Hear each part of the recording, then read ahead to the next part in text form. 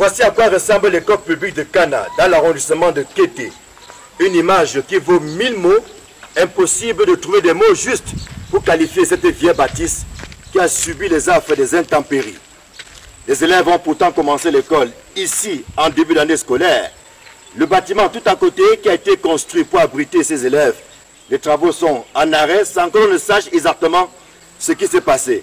C'est donc dans de mauvaises conditions, mais alors très mauvaises conditions, que les élèves sont obligés de faire contre mauvaise fortune bon cœur. La plupart se retrouvent dans les sites miniers en pleine déperdition. Dur de vivre tout cela. Kana, village perdu, en pleine forêt dans la région de l'Est. Tel qu'il va, suivez le guide. Voici donc Kana, où la déperdition scolaire a le vent en poupe. Il en est de l'éducation, comme de l'accès aux autres services sociaux de base, tels que l'eau, l'électricité et la santé. Au village Kana, les populations souffrent le martyre et tirent constamment le diable par la queue. Oui, depuis 11 ans que l'exploitation qui a commencé à Kana, depuis ce temps jusqu'à aujourd'hui, il n'y a aucun changement ici à Kana. L'eau, ils ont eu à déplacer les gens de venir creuser leur part de l'eau chez eux. Dans le village, ça a été programmé, il n'y a pas. Arranger le village, les petites constructions de l'école, ils n'ont pas eu à finir, ils ont commencé et s'arrêter. On a eu à parler au sous-préfet de Kété, rien n'a été fait.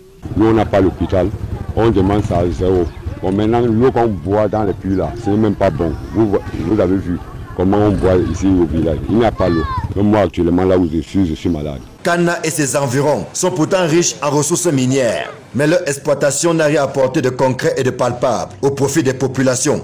Au contraire, elle est source de plusieurs conflits, au point où un exploitant chinois a tiré récemment sur un ouvrier, ici même à Kana. Présentement, là, ça va un peu, mais il est sur traitement jusqu'à l'heure actuelle. On est quitté de Bétois pour l'hôpital de Kété, pour que je suis la blessure encore là-bas, pour les soins. Depuis que le Chinois a offert une première somme d'argent de 300 000 jusqu'à l'heure actuelle, on était obligé de quitter de l'hôpital parce qu'il y avait déjà manque de moyens. Et on a fait comprendre au CB de la gendarmerie de Kété que vraiment il nous manque de moyens. Finalement, le CB, on ne sait même pas de quoi il s'agit. Il parle, il balance. C'est comme il y a, je ne comprends rien, comme il y a une nuance quelque part. L'or, qui est source de richesse, est plutôt perçu comme une malédiction ici. Son exploitation génère de nombreux trous qui ne sont malheureusement pas refermés, ce qui occasionne des accidents parfois mortels. Ça représente beaucoup de risques. Il y a des risques de nos environnements et il y a aussi des éleveurs. Il y a beaucoup parce que ici c'est le secteur des élevages. Les gens qui ont le bœuf ici, souvent ça tombe dans les trous. Et il y a aussi le risque des enfants. Et je peux dire même de tout le monde parce qu'il y a aussi des soulards. Demain, les gens peuvent venir aussi besoin de cultiver sur l'endroit. Si l'endroit n'est pas restauré, ça veut dire que c'est un danger aussi. Nous, c'est la sensibilisation. Et on sensibilise chaque jour à tous même les expatriés, on le dit. Mais on n'a pas pouvoir avant d'appliquer ou bien de les amender. Le délégué de l'environnement, Batouri, passe quand même dans tous les chantiers. Et il tient une réunion d'ensemble pour dire qu'après utilisation d'un trou, il faut refermer.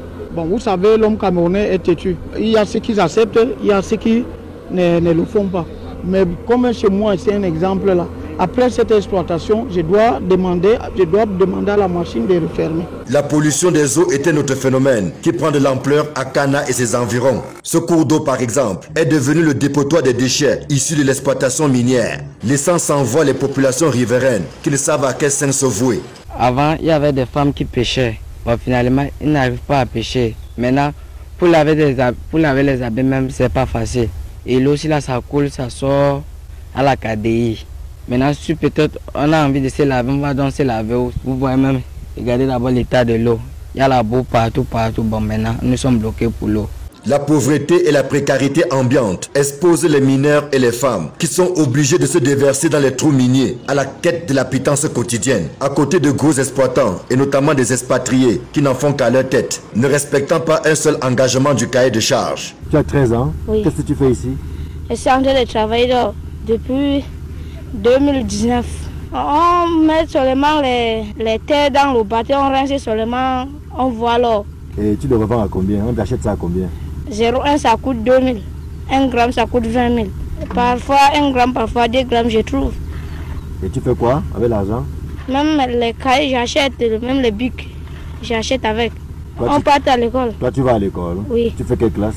Je compose le CEP.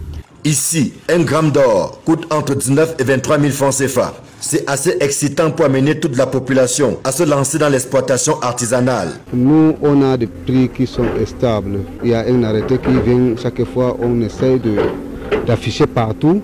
Le secteur-ci, comme l'or a tel carat d'or, et ça mérite donc telle somme d'argent. Ici, les dernières canalisations, on avait canalisé à 21 000 dans le secteur-ci. Il y a des zones qui ont des 21, des 22, 23, donc ça se varie. À Kana, ainsi que dans plusieurs autres villages de l'arrondissement de Kété, des puits d'or poussent comme des champignons. Mais les populations ne tirent aucun profit de cette exploitation. Les routes et les pistes agricoles sont dans un piteux état, pendant que l'accès à l'eau, à l'école, aux soins de santé et à l'électricité demeure encore un rêve.